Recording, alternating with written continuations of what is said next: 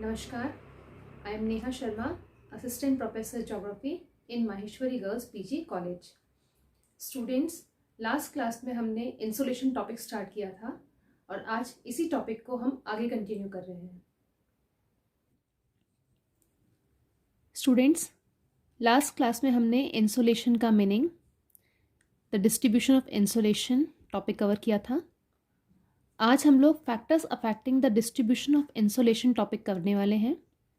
हमने देखा था कि जैसे जैसे हम लोग इक्वेटर से पोल्स की तरफ जाते हैं, इंसुलेशन का जो अमाउंट है वो हमारा डिक्रीज़ होता हुआ चला जाता है. तो उसके पीछे कौन से फैक्टर्स रिस्पॉन्सिबल हैं, हम उनकी बात करते हैं. सबसे पहला आता है angle of the sun race.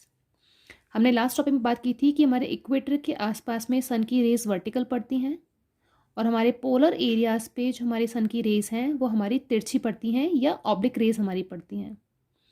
हम देखते हैं कि जहाँ कहीं पे भी हमारे सन की रेस हमारे डायरेक्ट पड़ती हैं, वहाँ पे जो मिलने वाला हमारी एनर्जी है वो हमें थोड़ी सी ज़्यादा हमें प्राप्त होती है. और जहाँ पर हमारे ऑब्लिक रेस पड़ती हैं वो एक लार्जर एरिया पे पड़ती हैं, लेकिन जो हमें एनर्जी मिलती है वो हमारे पर यूनिट कम होती है. दूसरी, जो हमारी ऑब्लिक रेज होती हैं, जो तिरछी किरणें होती हैं, उन्हें हमारे वायुमंडल की एक मोटी परत से होकर के गुजरना पड़ता है, जिसके कारण एनर्जी काफ़ी ज़्यादा लॉस हो जाती है. नेक्स्ट हमारा पॉइंट आता है लेंथ ऑफ द डे.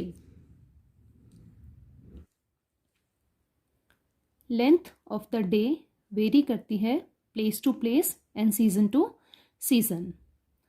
हम जानते हैं कि समर सॉलिस्टिस के टाइम जब सन की रेस ट्रॉपिक ऑफ कैंसर के ऊपर स्ट्रेट होती हैं, तब नदर्न हेमिस्फेयर के अंदर इक्वेटर से जैसे जैसे हम लोग पोल्स की तरफ जाते हैं, दिन की जो लंबाई है वो हमारी बढ़ती चली जाती है और नॉर्थ पोल पर 6 मंथ्स का डे होता है. सदर्न हेमिस्फेयर में जस्ट ऑपोजिट सिचुएशन होती है. वहाँ पर इक्वेटर से जैसे जैसे हम लोग पोल्स की तरफ जाते हैं, दिन की लंबाई छोटी होती चली जाती हैं और रातें लंबी होती हैं.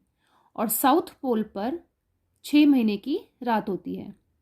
विंटर सॉलिस्टिस के टाइम जब ट्रॉपिक ऑफ कैप्रिकॉर्न के ऊपर सन की रेस डायरेक्ट होती हैं, तब दक्षिणी गोलार्ध में इक्वेटर से पोल्स की तरफ जाते हैं तो दिन लंबे हो जाते हैं और साउथ पोल पर 6 महीने का दिन होता है और नदर्न हेमिस्फीयर के अंदर जस्ट ऑपोजिट सिचुएशन होती है. जहाँ कहीं पे भी हमारे दिन की लंबाई ज़्यादा और साथ ही सन की रेस वर्टिकल होती हैं, वहाँ पे इंसोलेशन ज़्यादा मिलता है. Next point, distance between the earth and the sun. हम जानते हैं कि अर्थ जो है वो अपने इलिप्टिकल ऑर्बिट में सन के चारों तरफ चक्कर लगाती है. सन और अर्थ का एवरेज डिस्टेंस 93 मिलियन माइल्स है. पृथ्वी जब सूर्य के चारों तरफ परिक्रमा करती है तो परिक्रमा करते हुए वो कभी सूर्य के बहुत नज़दीक आ जाती है. इस स्थिति को पेरिहीलियन कहा जाता है और ये स्थिति 3 जनवरी को बनती है. ऐसे ही परिक्रमा करते हुए पृथ्वी सूर्य से काफ़ी दूर हो जाती है. इस स्थिति को एपीहीलियन कहा जाता है और ये स्थिति 4 जुलाई को बनती है.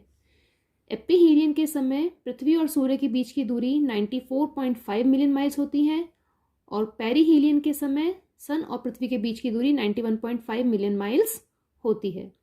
जब पृथ्वी सूर्य के सर्वाधिक निकट होती है तो सूर्यताप ज़्यादा प्राप्त होता है और जब पृथ्वी सूर्य से सर्वाधिक दूरी पर होती है तब सूर्यताप कम प्राप्त होता है.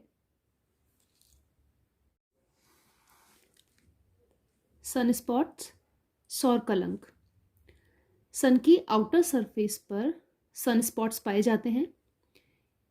इनका जो नंबर है वो 11 ईयर्स में कम और ज़्यादा होता रहता है. जब इनका नंबर मैक्सिमम होता है तो इनसे जो मिलने वाली एनर्जी है, जो सन से मिलने वाली एनर्जी है, वो भी हमारी मैक्सिमम होती है.